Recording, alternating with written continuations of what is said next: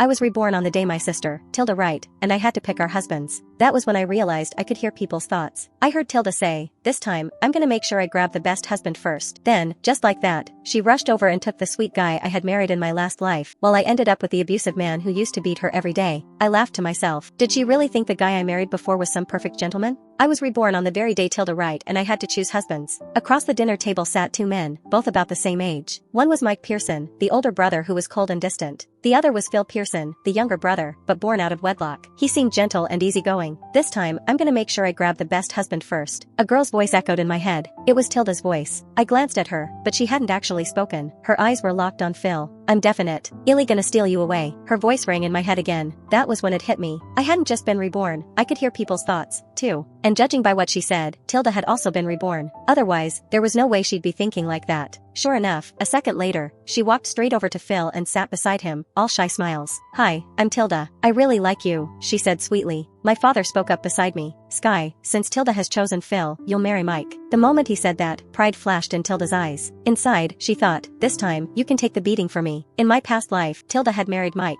He was a strong businessman and was always buried in work. I also heard he was cold when it came to matters in bed. Tilda had tried many times to seduce him, but every time, she ended up bruised and thrown out of his room. Eventually, because she never had children, Mike's mother, Samantha Pearson, declared that she must be sickened. Dee kicked her out of the Pearsons' house. As for me, I married Phil. He didn't have much influence in the Pearsons, but he gave me food, clothes, and comfort. He took me shopping, ate with me, and went on dates with me, spoiling me completely. Everyone in the Pearsons knew how close we were. Later, Mike suddenly died from poisoning, and Phil inherited the family business. My status in the Pearsons skyrocketed overnight. Tilda was jealous. One day, while I was out shopping, she rammed her car into mine, dragging me with her into death. "Sure, Dad. I like Mike a lot anyway," I said with a smile, walking over to sit beside Mike. I had to admit, his presence was overwhelming. The moment I sat down, it felt as if a wave of icy air had surrounded me, choking off my words. No wonder Tilda had been beaten so badly in her last life. I tried to hear his thoughts, but there was nothing. He didn't think a single word. But when Phil smiled at Tilda, I caught his thoughts. "Such a pretty little thing." Gee. A chill ran through my entire body. Without thinking, I grabbed Mike's hand. Even though he had a cold personality, his hand was surprisingly warm. He glanced down at me because of my sudden move. I quickly let go, and he stayed quiet. This man looked terrifying, but honestly, I'd rather stick with him than fall into Phil's poisonous trap. This time, I was determined to change my fate. I was going to make money, stand on my own, and never rely on anyone. Tilda and I had our weddings on the same day. It had been that way in our last life, too. Back then, Mike hadn't shown up for the ceremony, but Phil came early. Everyone had said he was the more thoughtful husband, and this time, it was exactly the same. Phil showed up in a crisp white tux, rushing in to scoop Tilda into his arms. As they passed me, Tilda gave me a smug look. "Why didn't Mike come to pick you up?" I just smiled. "Don't worry about me. Focus on your own life." Her smile dropped, her face darkening. "Keep laughing.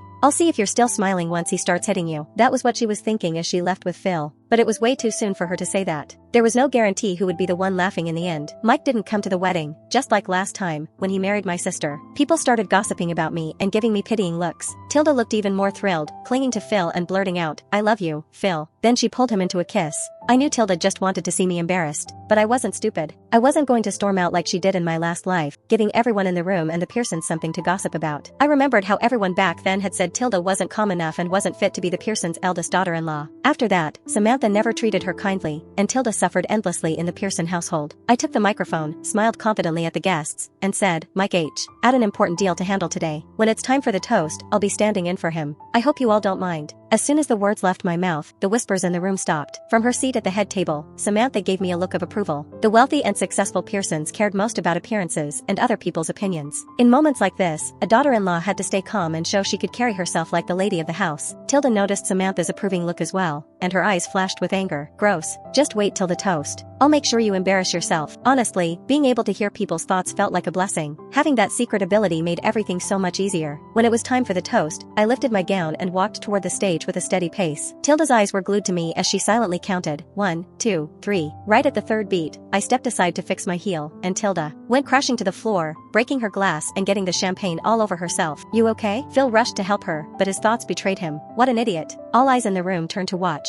while Samantha's face darkened with anger. "How clumsy. You don't even act the way a Pearson should." I am sorry, I didn't mean to, Tilda stammered. Her words sounded apologetic, but her eyes were burning with resentment. If it were me, I would have chosen to stay low and live quietly this time around. But Tilda couldn't stand to see me living well, so naturally, I wasn't going to let her walk all over me. Because of Tilda's blunder, the wedding ended quickly. From start to finish, Samantha never gave Tilda a pleasant look, but when she looked at me, her eyes were warm with approval. She even took my hand and said, "I'll make sure Mike comes home tonight to keep you company and make it up to you." And sure enough, Mike really did come home that night. He walked in while loosening his tie, looking completely drained. I hurried over to grab his clothes for him. "You must be exhausted today." He just gave me a glance and didn't respond. In my past life, the servants had whispered that Mike didn't even come home on his wedding night. Tilda had waited in the room all by herself, becoming the butt of everyone's jokes. When she tried to complain to Samantha, she only got scolded. Samantha told her it was her own fault that she couldn't win a man's heart. While Mike was showering, I set up the room. I laid out fresh sheets on the bed, poured him a drink, and tidied up the couch so I could sleep there. When he came out and saw the arrangement, a flicker of surprise crossed his eyes. I quickly explained, "You can sleep on the bed. I'll take the couch." He narrowed his eyes at me. "Is this your way of playing hard to get?" He was draped in just a robe, his chest partly exposed, with water droplets still clinging to his skin. He looked, well, I couldn't deny the his body was impressive. I quickly averted my gaze. "No, I'm not playing hard to get. We don't really know each other, so sleeping in the same bed would just feel awkward for both of us. And, if possible, I'd like to make a deal with you." His brow lifted. "What kind of deal? Since this is basically a business marriage, why don't we just live our own lives privately and act like a couple in public? I married you so I could have stability and not worry about money. I don't expect love." When he heard this, the corner of his lips curved into a faint smile. "You're smart. I like that." "Fine, I agree." The truth was, I wasn't capable of controlling a man's heart anyway. In the Pearsons, his attitude toward me would depend entirely on Samantha's attitude. I had no intention of ending up like Tilda in my past life, targeted and isolated by everyone. That wouldn't do me any good, and besides, he'd been abusive to her before. I had no desire to provoke him and end up beaten, too. So my choice was simple: keep the peace, coexist, and focus on my own goals. This time around, I just wanted to earn money, build my own company, and succeed entirely on my own.